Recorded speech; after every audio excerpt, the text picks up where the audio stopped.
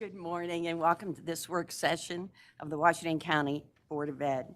Um, As always, the public's comments in writing at our address, boe@wcps.k12.md.us, are much appreciated. I'd like to turn this session over to the superintendent. Thank you, President Zentmeyer. Good morning, President Zentmeyer, members of the board. It's my pleasure to present to you my proposed draft FY26 general fund budget. But before doing so, I want to take a moment just to extend my appreciation to Mr. Jeff Prue, our Chief Operating Officer, and our finance team, as well as our senior leadership team for their level of support in providing me this draft budget that I present to the board today. Since the new board members joined us, we've held 2 work sessions to discuss the current budget with a look at what might be ahead in FY26. When the governor released his budget nearly 2 weeks ago now, we found a change that will significantly impact our funding next year, and I'll discuss this later on in my presentation. As a superintendent, it's my responsibility to oversee the daily operations of our school system. And as we begin this budget process, I'm proposing expenditures and investments that I believe are necessary to serve students to the best of our ability. On this slide, I first want to briefly walk us through some of the information or some of the establishing information we've shared with the board in our 2 previous budget work sessions. As you can see on this slide, over the last school year, we saw about a 1% increase in student enrollment. That is, you can see in the top portion here, we now serve 207 more students. And while that figure increased, we are seeing student needs increasing even more. As you follow this slide down, you can see some of the key points. For example, over the last year, 221 more students received free and reduced meals, and we have 172 more multilingual students and 105 more students that are in need of special education services. As a result, we're realizing revenue increases in all 8 categories that I just referenced. However, we're seeing a decrease in the guaranteed tax-based grant. As a reminder, this grant reduces the local share of our foundation program, so subsequently local government will be expected to pick up the difference here. As we move to the next slide, we've discussed in our work sessions that the FY26 is the year that we're moving from the maintenance of effort model to the blueprint funding model. As you may recall, we shared this expected transition with the Board of County Commissioners last year during the FY25 budget cycle. This year, we anticipate Washington County government will have to contribute, as you see, $8.3 million more than what was provided in our current FY25 budget. While this is higher than the anticipated value that I shared during our work sessions, this allocation is impacted by our growing wealth in the community and the reduction, as I just mentioned, the guaranteed tax-based grant.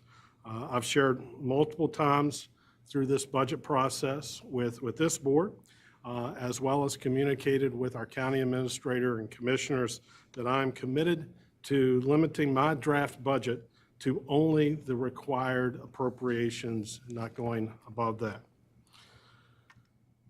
Very simple slide here. In additional revenue, I'm proposing an increase to our interest income of $251,000 to date. We've already realized the budget value for FY25. you see, I'll give you a chance to look at this slide. In summary, you can see that our total anticipated revenue for FY26 is slightly more than $17 million. You can see the split with the majority lying within state and local, but you see that split.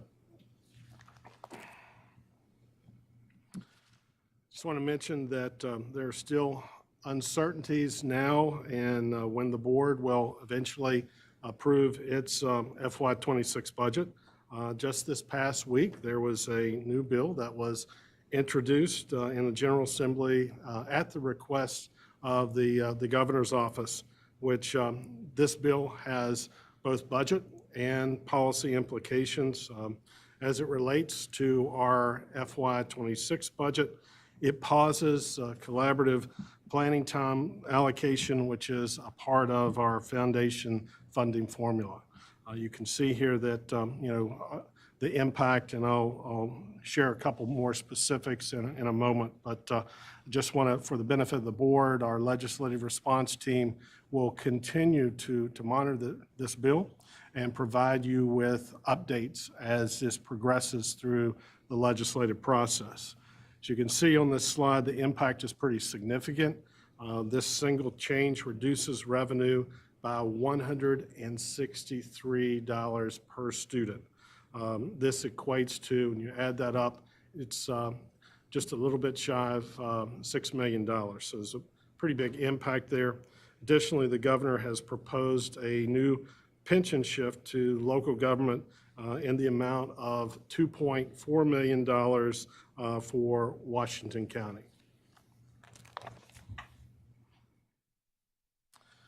We've discussed the blueprint requirements in our work sessions, and we are required to provide specific funding in accordance with the blueprint formula.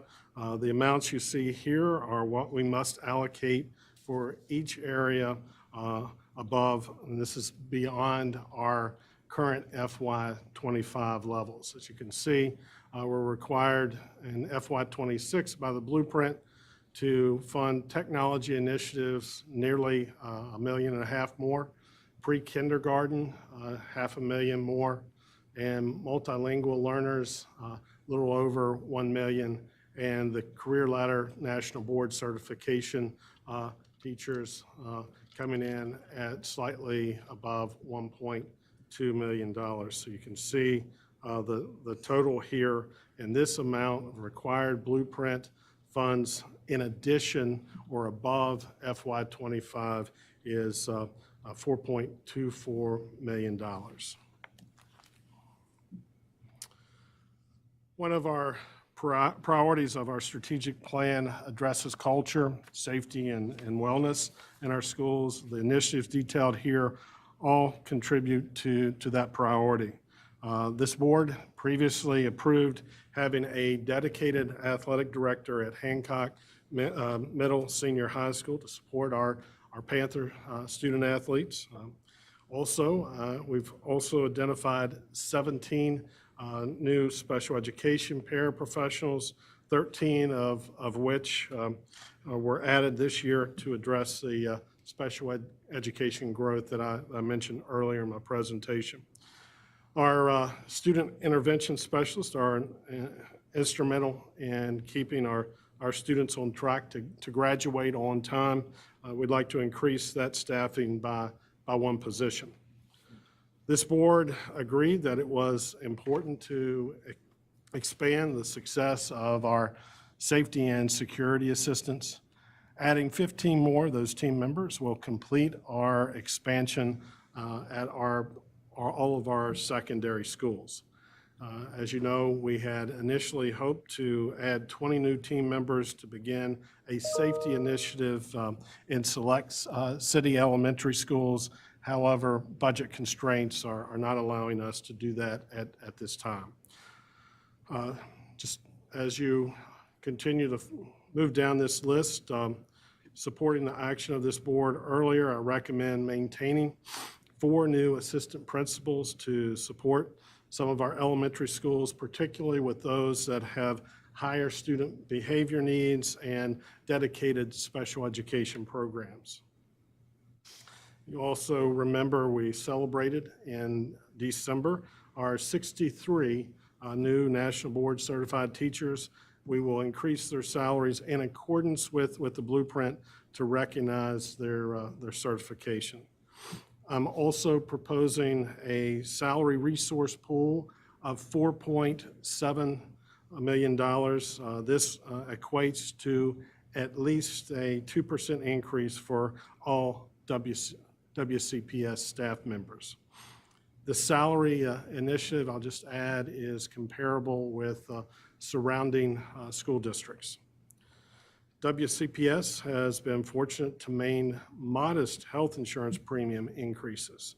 Over the last 5 fiscal years, our total rate increase has been just slightly over 4% at 4.2%, which is an average of less than 1% per year. However, in FY26, our employees will see a 10% increase. This just cannot be offset with available funding. In some instances, we are also required to work with outside contractors to provide services for our students and our schools, and we'll see an increase in those contractual services. Inflation is a big impact in this budget. Other various premiums are also on the rise, plus technology software associated with contract costs are increasing too. And you can see this total slide accounts for a total of $15 million. The student success priority of our strategic plan and budget supports authentic and rigorous learning experiences for our students so they have the knowledge, the skills, and the abilities to succeed beyond their school career. The positions on this slide represent supports for student learning. The 9 pre-K positions that you see here at the top are required spending by the blueprint. Also, WCPS has made incredible strides in a number of these areas, in particular with our pre-K and preparation for students entering kindergarten successfully. I anticipate that success rate will simply continue. As you follow down here, you also see a total of 14 positions required by the blueprint spending for our multilingual students. Just a point of emphasis, I referenced in the opening slides the growth that we've experienced here. So once again, just as a point of emphasis, we've seen an increase over the last year of 172 more multilingual students across our district. So this represents what is required by the blueprint to address that growth. We've seen some of our striving students who could benefit from more individualized instruction, particularly in math. We believe 2 supplemental teachers will help make gains in that academic area. So you see the effort there. We've also talked about the need for contingency teaching positions. I'm also proposing 3 contingency teaching positions. These positions help alleviate larger class sizes where we have unexpected enrollment growth. Our schools have also benefited from having resident substitute teachers. They help to provide consistency when there are staff vacancies and absences. This also lessens the burden on our teachers so that they're not forced to cover other classes. So that's an effort there to provide support to our teachers. And finally, we're anticipating increased costs with instructional materials. On this slide, you see off to the right, it equates to an additional spend of $3.2 million pertaining to student success. The access and opportunity priority addresses barriers to student learning and success in our transportation department. The The price of the yellow school bus continues to increase. We are also honoring our agreement to increase our payments to bus contractors. Those contractors serve some of our most rural areas in the county. And in accordance with the blueprint, WCPS pays the student testing registration fees for our advanced placement and international baccalaureate students.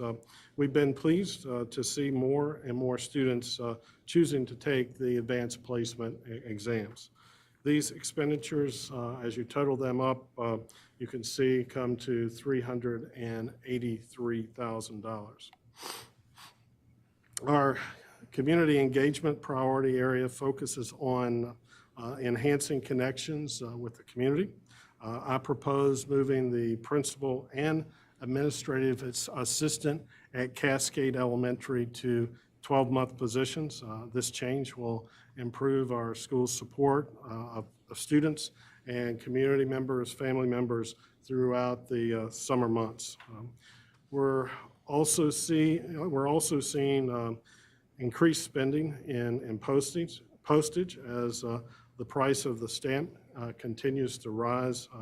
Together, these amount to $64,000. I'll just mention the large share of that $64,000 is actually in additional postage increases. I think that's right around $40,000 there. WCPS is receiving additional funding. However, when you consider inflation, the spending requirements in the blueprint formula, and the foundation funding that was reduced by the governor's recommended budget, we also have to make some difficult cuts.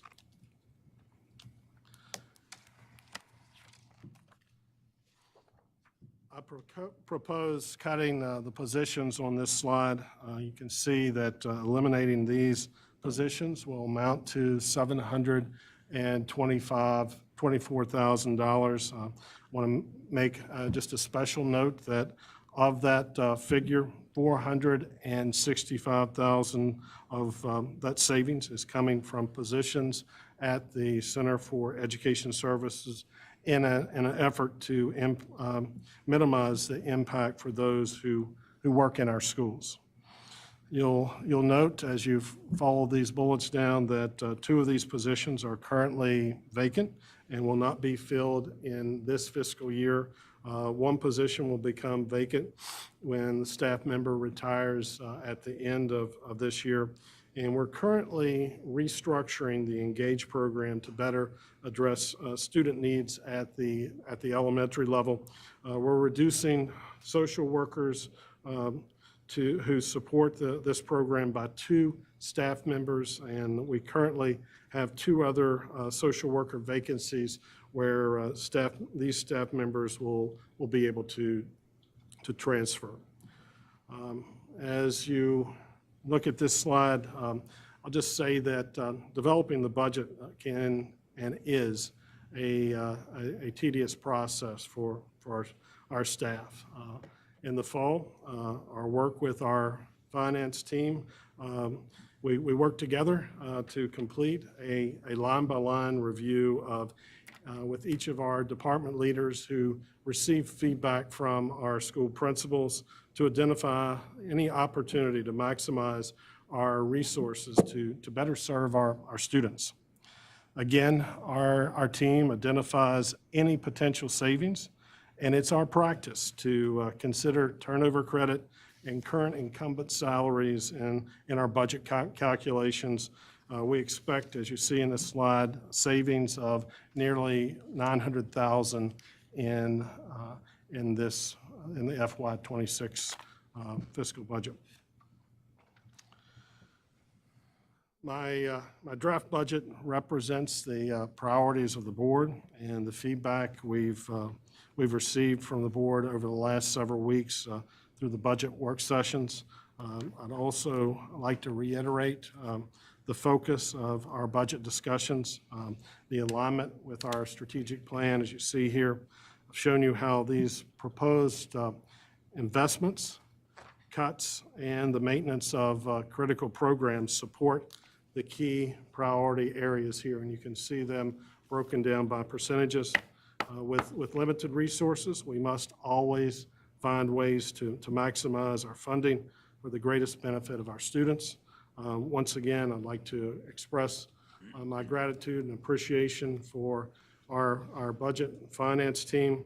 And at this time, I am going to turn it over to Mr. Prue, who will highlight a few aspects of your budget documents that you have in front of you. And then after his highlight, I encourage you to raise comments and questions. And our team remains committed to listening and taking the board's feedback, because ultimately, in very short order, this board will be adopting its own budget, and we will make those adjustments based on the board's feedback. Mr. Prue.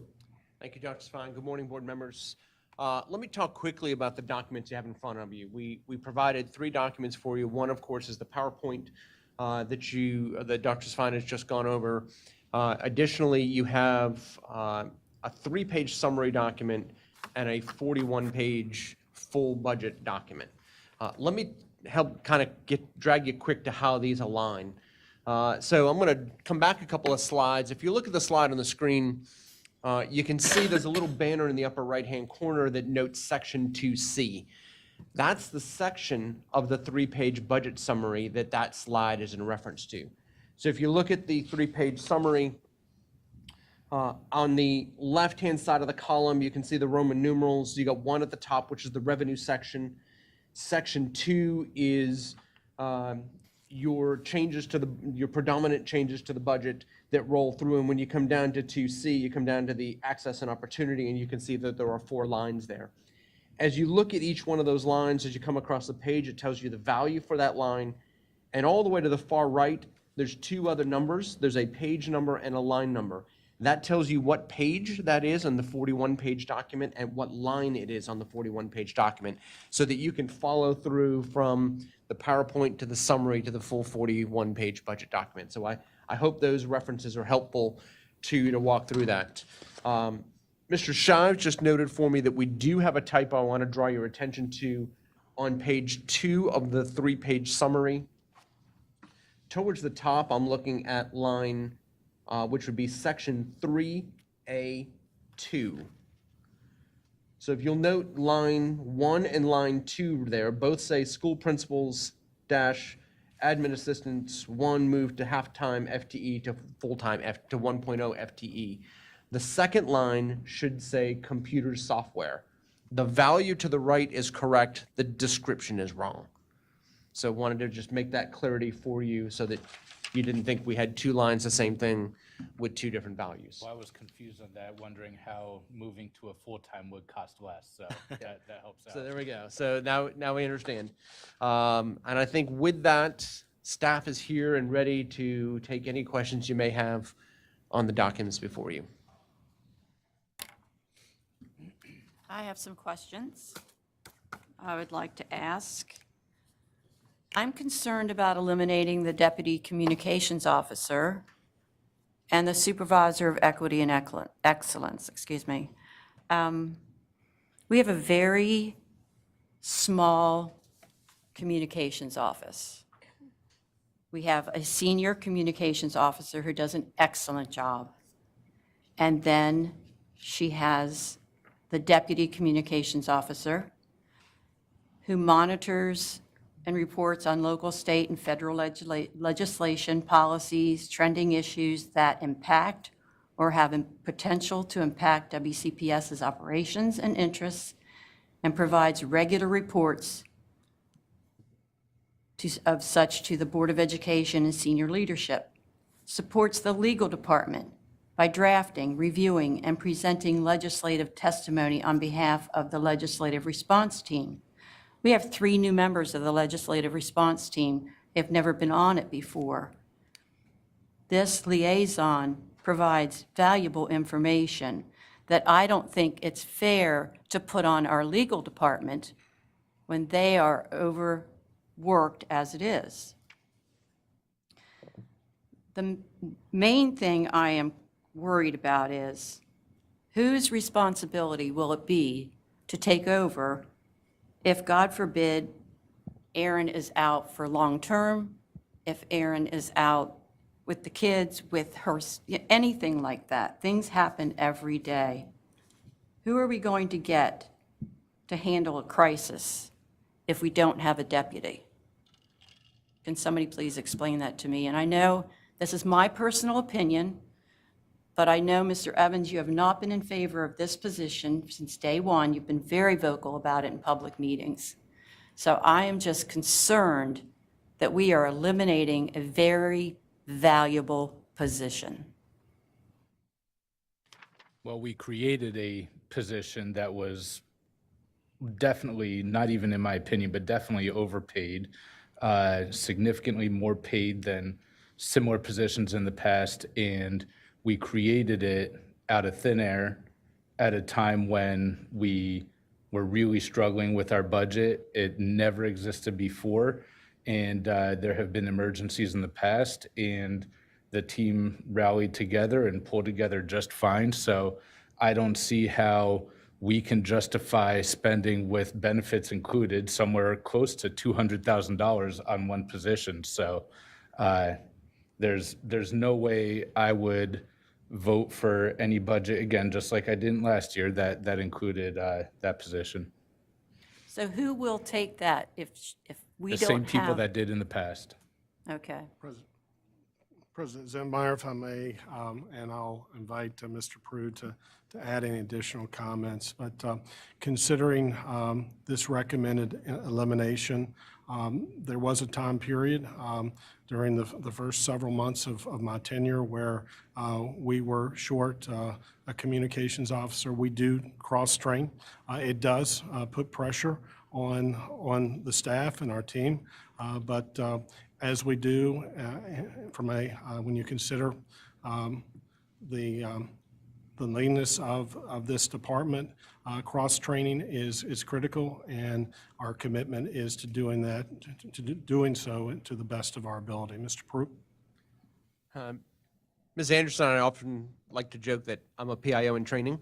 And so, when we think about the duties, and our interactions with school staff and putting out messaging, as Dr. Savine mentioned, it'll be a team approach. We'll all have to jump in and pick up the slack, and try to be as proactive as we can. I think we'll be more reactive in our communications.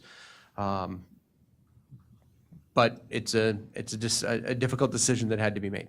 Will we be hiring a lobbyist? There's not one planned in this budget. So who will lobby for us in Annapolis? Once again, I think it'll be a team approach where we'll work collectively with department heads whose area may be impacted by particular legislation. When I was in food services, I went down to Annapolis to lobby for bills that would affect school nutrition programs. Mr. Ganley's been down there to lobby on things for safety security. We often try to send the content expert in case there are questions from the legislators. So I think we would take the same approach, and those department heads will have a more active role in the development, as less of a review role and more of an active role in the actual writing of the testimony. And who will be watching? Who will be the watchdog? Who will be watching to see what bills come up and how they are progressing? And Our legal department does tremendous work in watching those bills, attending Green Street meetings, and Jamie keeps, Ms. Brown keeps abreast of bills that pop up as they're dropped. But there are also other resources that come to each of the department heads. From, for instance, facility managers get notifications on things that affect school facilities. So I think as a team, we're all going to have to pay a little closer attention to those types of messages that we receive to be able to react, as opposed to having someone that's a little more laser focused on it during the 90-day period. And I'll just add to Mr. Prue's comments. He's exactly right. Our legal team, Mrs. Ram, plays a significant, heavy role there. This is during legislative season. She is our lead legislative person. She works with a team, as Mr. Prue referenced. Jamie Brown, our paralegal, is monitoring on an ongoing basis. Our current deputy communications officer provides support, but the primary role is to support Mrs. Anderson in communications. We do take great pride in being very responsive to our public, as Mr. Prue has mentioned. But from a legislative standpoint, that too will need to be a team approach. In terms of testimonials, we will rely on our department leads depending on the circumstances. And through our legal office, we provide updates to our legislative response team, which includes three board members, President Zentmeyer, Mr. Gesford, and Mr. Evans. So they are very much engaged in that process, and our commitment is continuing to do so with just a leaner team from a legislative standpoint as well as a communication standpoint. And I have one other question. Eliminating the supervisor of equity and excellence. I thought this position was spelled out in Comar. Is it not?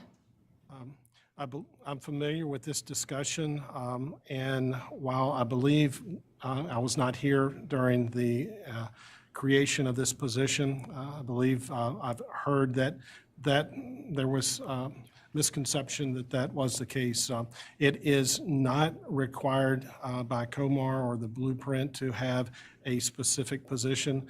It is work that needs to be done. It can be done by one individual. In some districts, it's a whole department, but in other districts, it may be multiple people. So our plan would be to fulfill state required reports utilizing multiple people on our team. Right, so it would fall to more work for staff members. Because of those two positions being cut, and I feel they're important positions, I will not be voting for this budget as it stands. Not that my vote counts anymore, but to me it counts. I have to go with how I feel. That's all I have. Do we have any more questions? Yeah, I have a couple of them. Daryl, can you turn your mic toward sorry. your mouth? On page 1 item, I think it's B5. No. Yeah, B5. The instructional substitutes, are those just our regular everyday subs, or are they the school-based subs, the long-term sub, or the permanent subs? It's both. It is both? It is both. 400,000 increase seems to be a little high.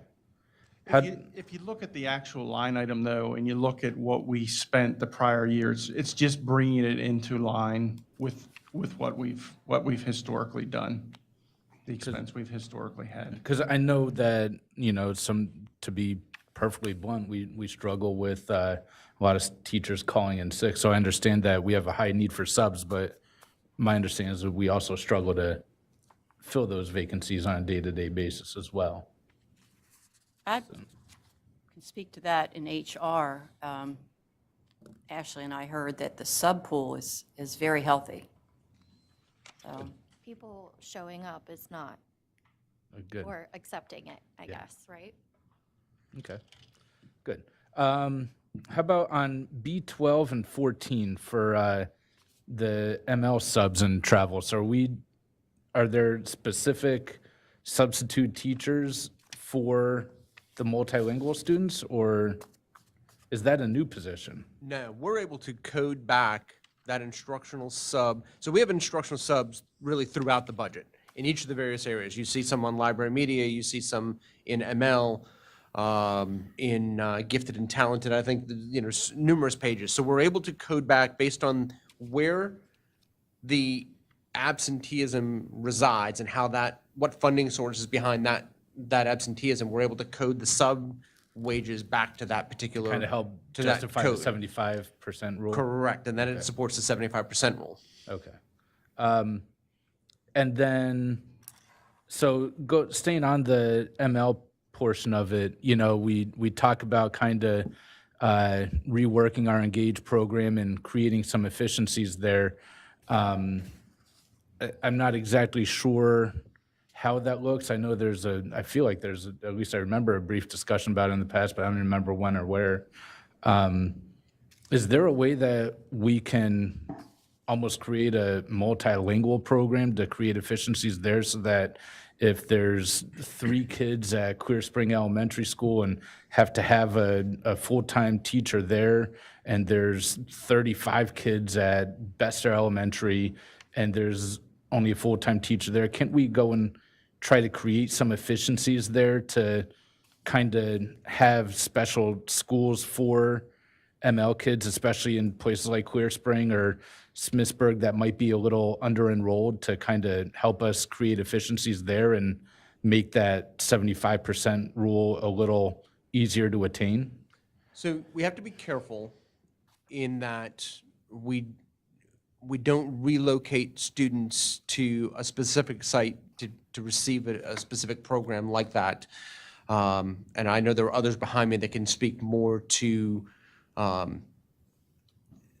perhaps the legality of that. But I can tell you how we manage the program, and we've recently developed new staffing guidelines specifically to our multilingual programs. So a school that might only have 3 students might get 2/10 of a teacher, in a sense that that school is going to be lumped with maybe 2 or 3 other schools, and that teacher may commute between over the course of the day, or spend an entire day at one school and then move on to the next school to continue to have those services offered to the students. But they're predominantly in a regular general ed classroom throughout the day. Schools then that have more students receive more resources. So once schools got to, let's say, 45 ML students, that's when we brought in the new paraprofessional, who's a sort of a family engagement liaison, working with the family again to make sure that they understand the educational process in this country, how Washington County is enabling it for their student and helping to have their student achieve.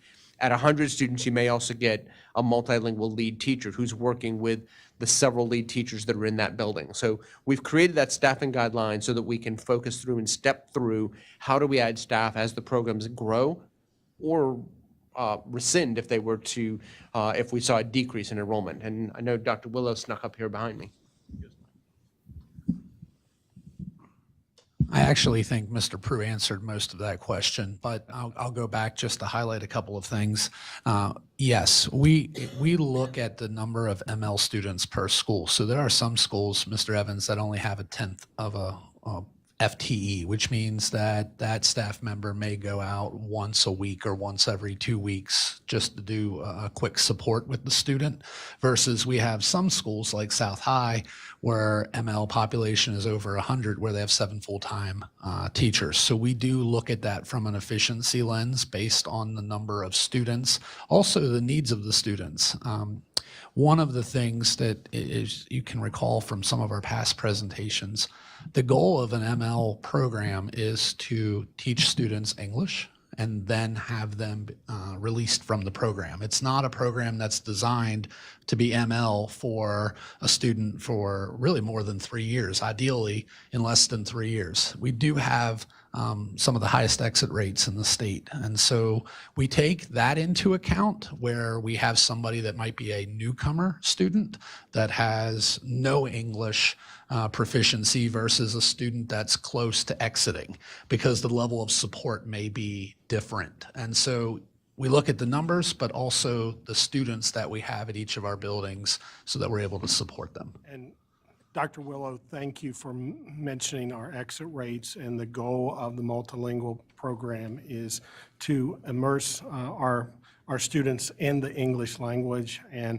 as Dr. Willow referenced, now for multiple years, we have some of the top exit rates in our multilingual program. I might also add, ML sometimes brings confusion because we see the number of positions we've added the last couple of years. When I started this role, and now this is 4.5 years ago, our enrollment was under 600 students. We are now over 1,200 students. And so a lot of times we have doubled really in less than 5 years.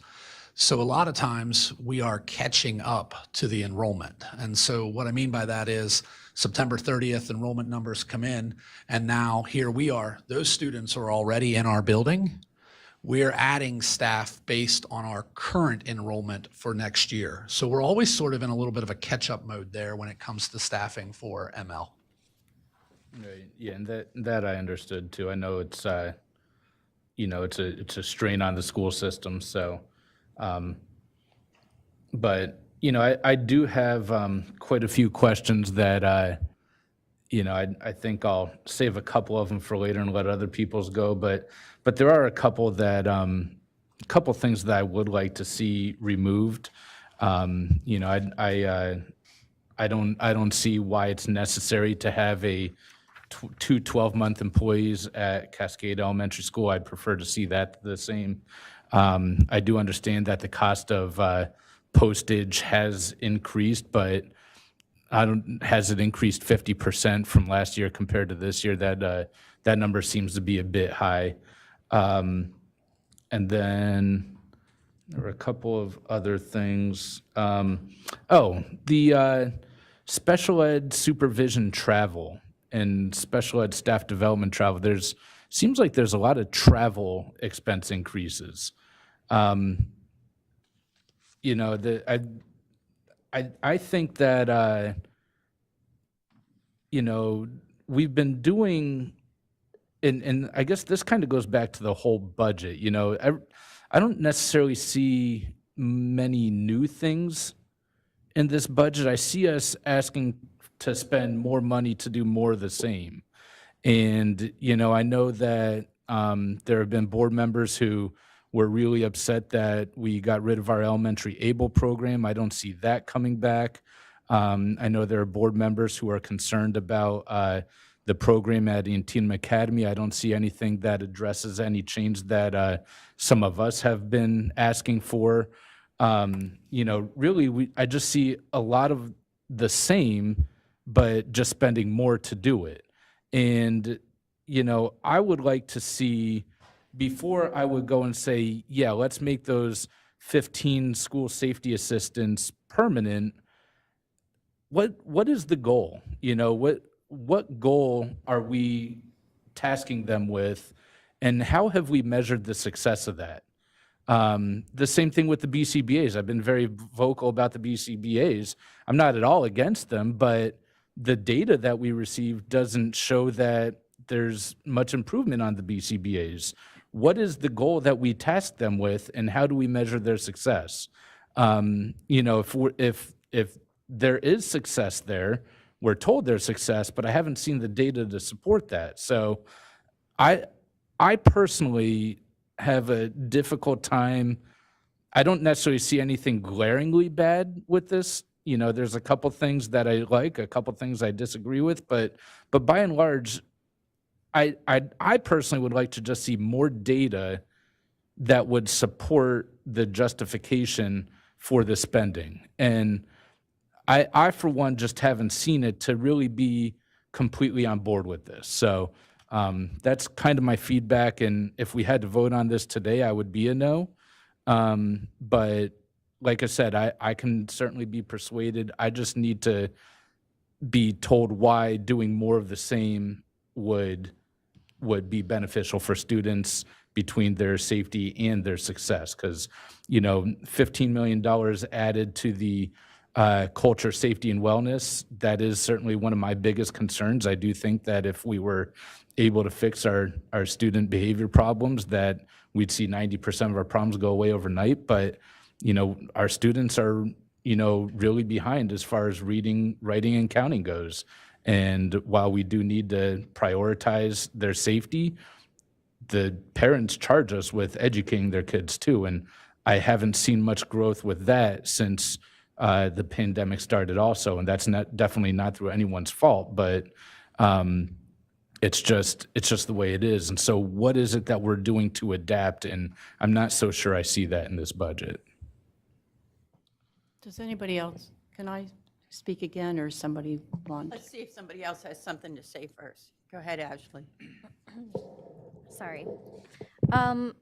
Let's see, for the high school summer school salaries, it went down $95,000. Are we removing some of the summer school teachers, or what's the reason for that?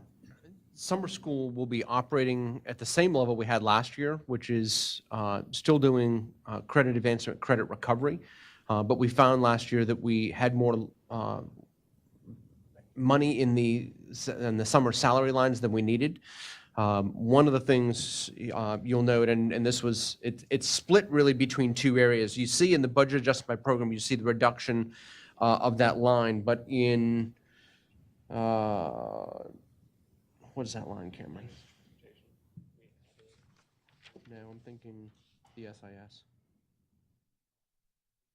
Line 2A5 is a student intervention specialist added for North Hagerstown High School. That was a request from Mr. Wilcox, or from Dr. Wilcox, to utilize some of the funds that were available in the summer school salaries line that he didn't need for summer school and reallocate it during the school year for a student intervention specialist at North Hagerstown High School. That will bring them in line with the same number of intervention specialists that we have at South. So then my question is, if summer school is basically the same as last year, why are we doubling the transport? Because we So it's had, up 50,000. we ran over last year in transportation costs for summer school, but we were under in the instructional line. So it's really, it's The other significant thing in summer school is we've been able to utilize our ESSER 3 grant the last several years, so the expense hasn't really hit the general fund. So what you see as the expense from prior years here in the general fund is really a low number compared to our actual. And we're bringing it in line with what the expectation is moving forward.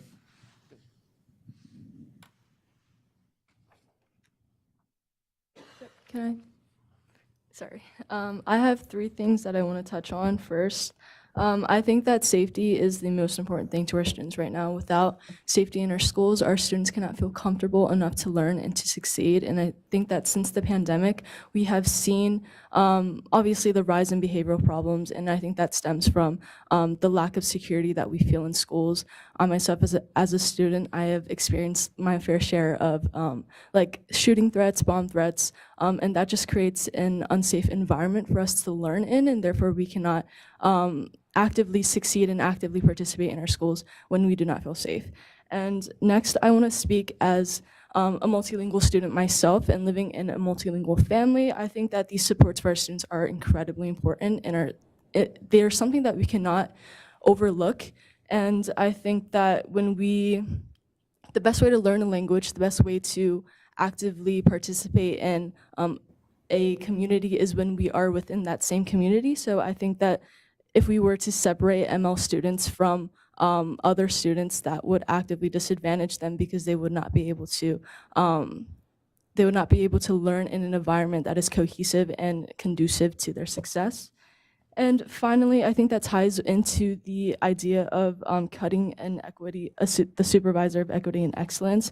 We owe it to our students to provide them the opportunities and the resources that they need to succeed, not equal resources, but equitable resources, because we all are at different levels and we need different levels of resources to succeed. So I think that these are all considerations that we need to make when working on this budget, and I thank all of you for all of your hard work, because I know it's tough to make cuts, and we never want to do that.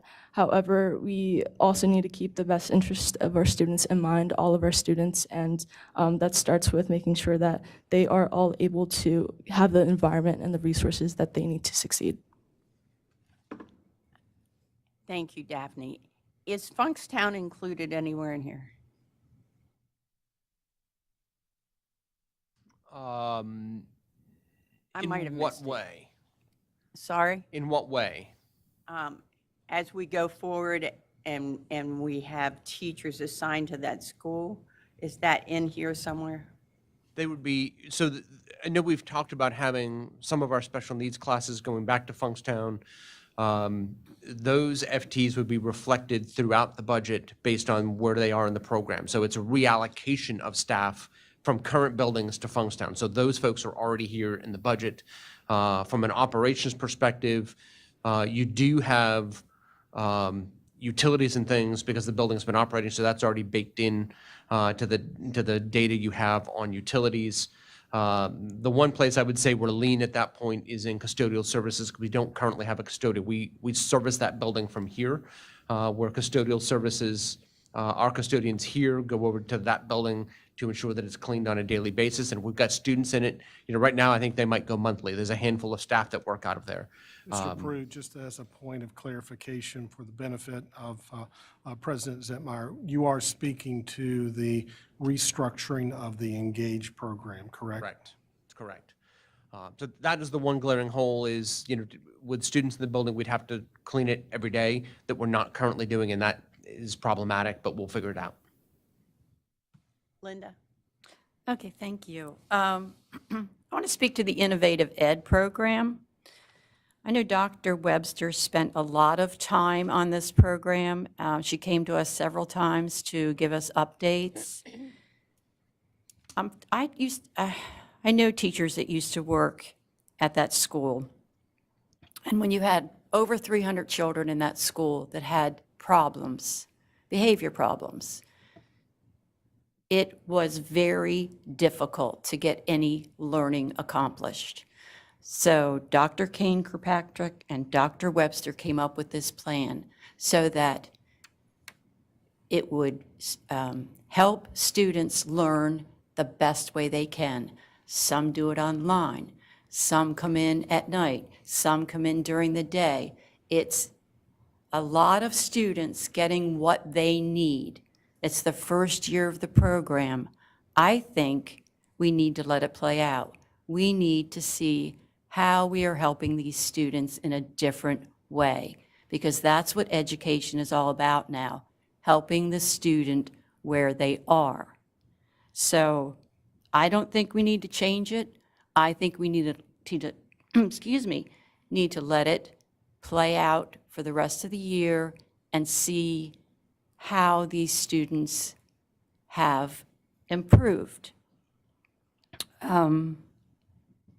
And as far as safety and security assistance, every school that has one loves them. I can't tell you, parents love them.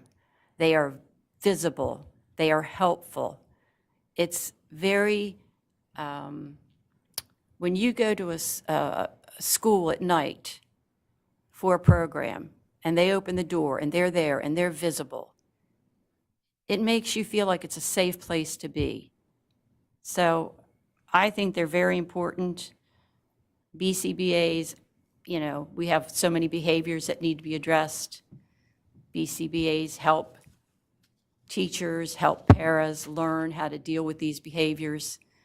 A lot of these things are very, very important, and unless you know the school system, have been in the school system, you really don't fully understand them. Thank you. Does anybody else have any? Mike? Go ahead, Charlie. Just a couple comments first.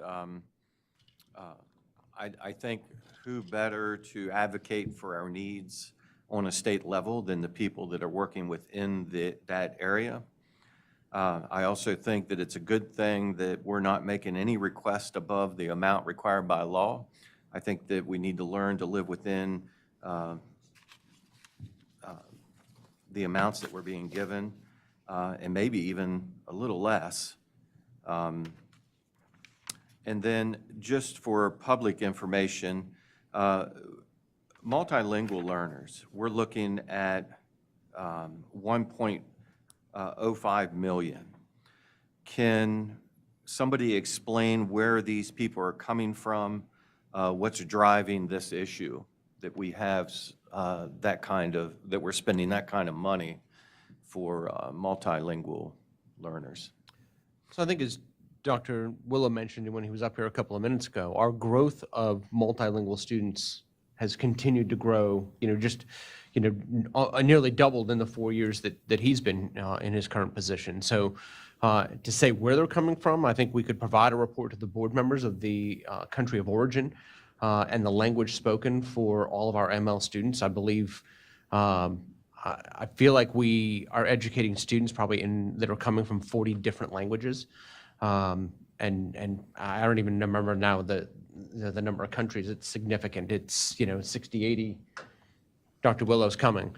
But I also want to be clear, when we think about the additional spend that we have in multilingual, it's based on, and we talked about this in the last couple of work sessions, it's based on the enrollment per student. It's based on the allocation that's received under the blueprint per student. So while we have additional spend in this year's budget, we also received additional revenue. This is 75% of that revenue that's being allocated to make sure that we're maintaining the 75% rule. I think Mr. Prue made an important point there, is that the state is giving additional funding for specifically ML students. And the requirement is, from that funding, 75% of it has to go to the school level. To your question, Mr. Burkett, the state is up considerably. All LEAs have seen an increase in ML students over the last 4 years as well. So we're not unique to that. We are a little higher than the state average, though. But at the same time, when you're looking at percentages and averages, we started much lower. So I think that's part of why you see that increase going from 600 to potentially 1,200. At the last report that we gave at the CNI committee a couple months back when we were at Bester Elementary, we had students from over, I believe, 50 countries. And I think there were over 50 different languages. And so we can provide an update and a weekly update to give you that information. Know where we were 5 years ago, 6 years ago? For a while, we were hovering right around that 500-600 mark. So we were pretty consistent there for a while. We didn't see the type of growth that we saw the last 4 years, and we're over 1,200 now. From 500 5 years ago, now we're over we're at over 1,200. And I can get you more exact numbers. Those are ballpark figures, but it's pretty close. Just wanted the public to be aware. On page 13 of 41,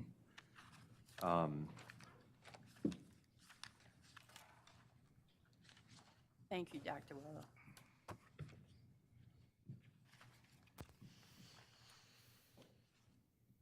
it's showing in budget year 26, it's showing an increase of 20,000 for national board certified.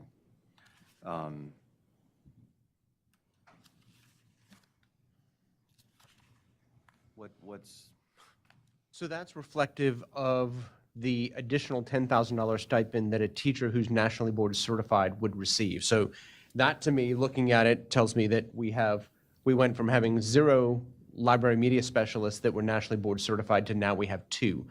We are also receiving additional revenue split, again, both between the state and the local government to support the additional wages that are being paid to our national board certified teachers. But that's an initiative of the blueprint. Okay. We'll have a more comprehensive list, but that's a rough estimate based on the certifications that we've seen. what's the average pay for librarians? We'll have that for you here in a second. Okay. And And just, rough math, approximately $75,000 per teacher. and dues and subscriptions, what's that kind of involve? Is that the Follett? Yeah, it's library programs or resources. I think it's like online resources that they access while they're in the library media program. Teachers or The students? students. And students. So this would be the line that, one of the lines that manages the Follett inventory management system. So when you think about, I think back to when I was a student, I won't talk yet about how many years that is, 35 to 40, give or take, let's call it that. You went to the card catalog. We don't do that anymore. So the Follett system manages the entire library inventory, plus also provides online resources for students that would not be available otherwise.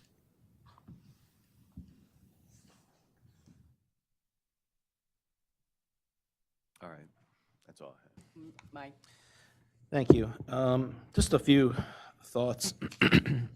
I'm not for reducing anything in the classroom with teachers. I want to continue to support our frontline workers, so I'm not looking for any kind of reductions there.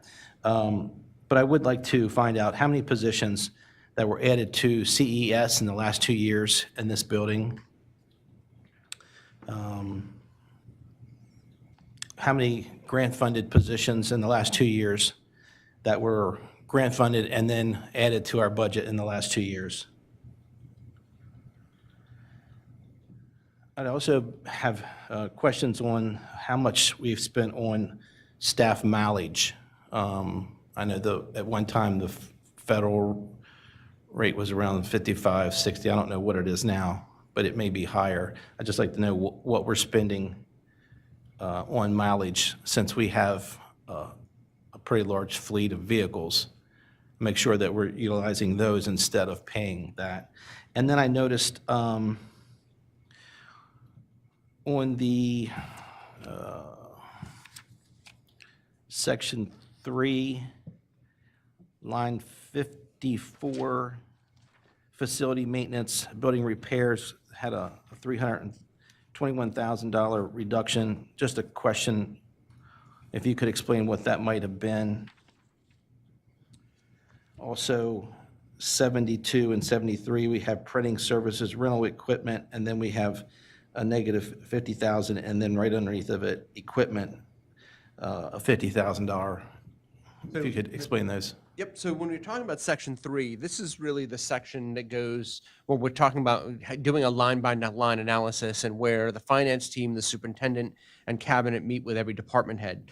They're looking at each of their lines and saying, hey, I've got money here, but I really need it here. So when we think about in the section in the 50s where you're talking about facility maintenance, in total, that grouping, which is lines 49 to 56, increased by 10,000, but it's really a shifting of funds between the lines where the department head's saying, I have money here, but I really need it here. So for instance, mechanical repair is up based on the numbers of our aging systems and our struggle in finding trained technicians on our own staff. The line above it is professional services, doing the design services. We can't pull a building permit from the city or the county without stamped drawing, so professional services continue to go up.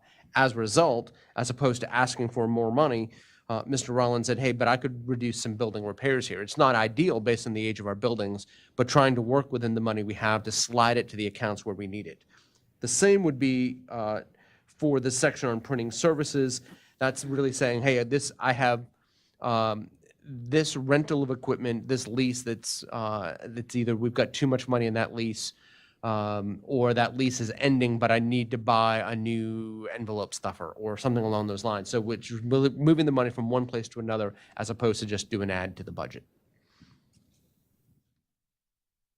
Also on the line 39, student transportation, vehicle fuel, 189,000. Are we still talking the same type of thing, just reallocating that money over to some other, that line? Correct, and we're currently seeing, we shared this morning with the Finance Committee, a draft of budget adjustments that'll be coming to the board, and that is an area we are currently seeing that we have some savings in the current fiscal year. And again, the whole section on transportation, if you go back to the bottom of page 2, it's a total of a $41,000 add, but there are 10 or 12 items where we moved funding around over the course of that section.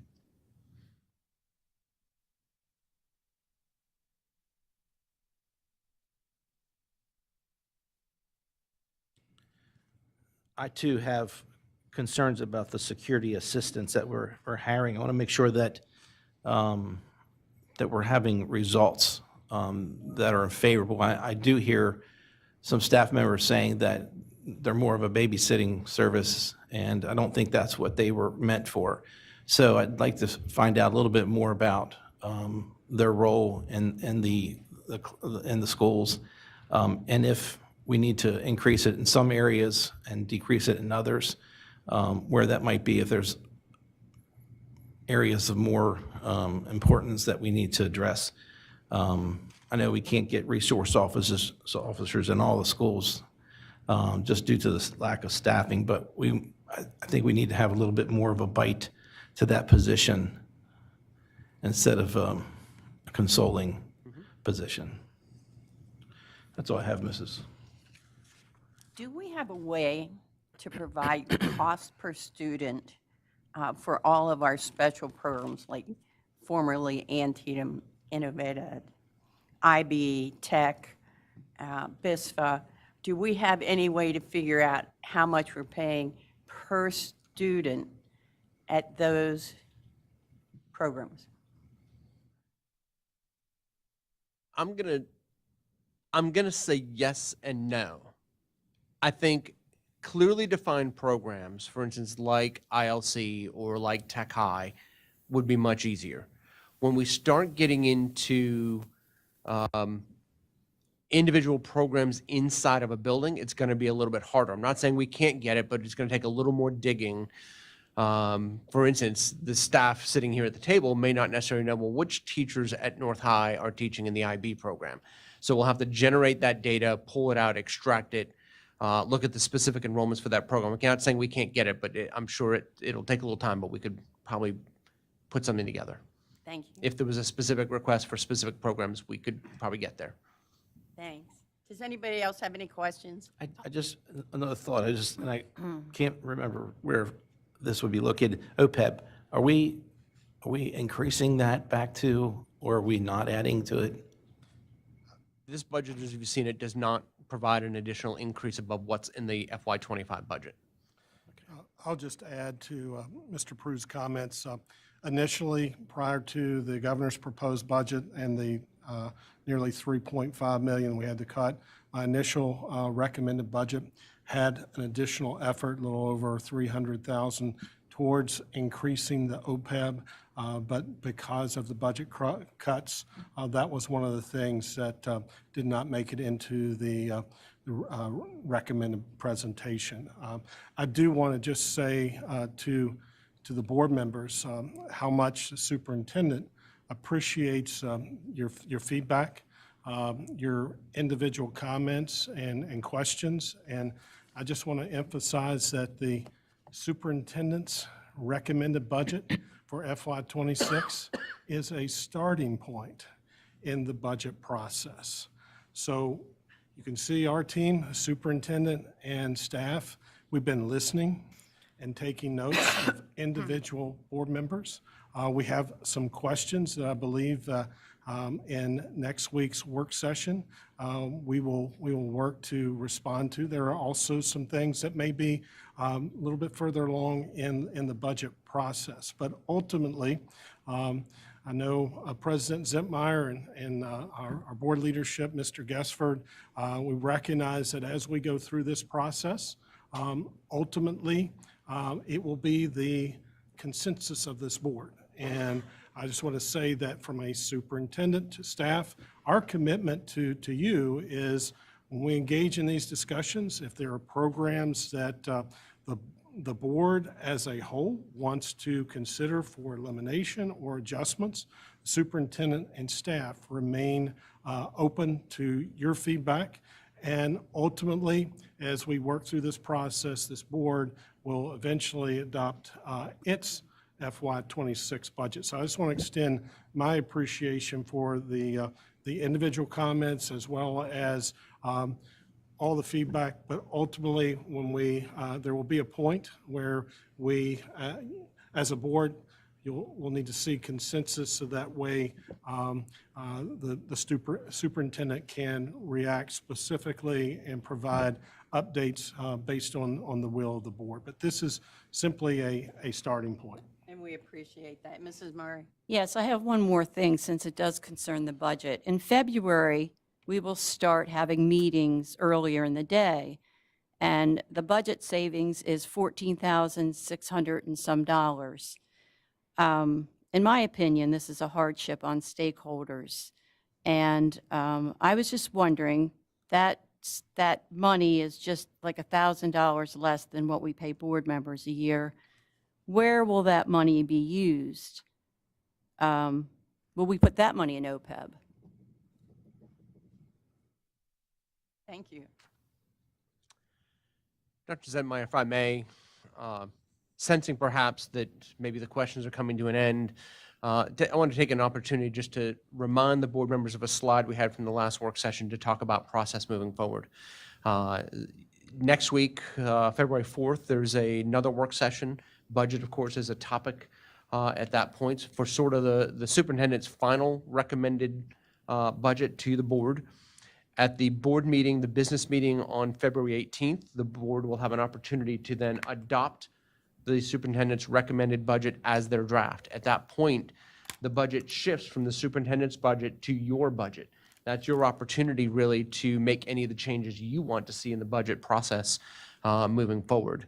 Subsequent to adopting that draft budget, the board has a budget advocacy and review committee. I and Mr. Sisler and Mr. Shives will convene that committee of community stakeholders who will review the budget. They'll review the presentations, some of the questions and concerns. We'll share with them links to the videos of the work session so they can see individual board member comments.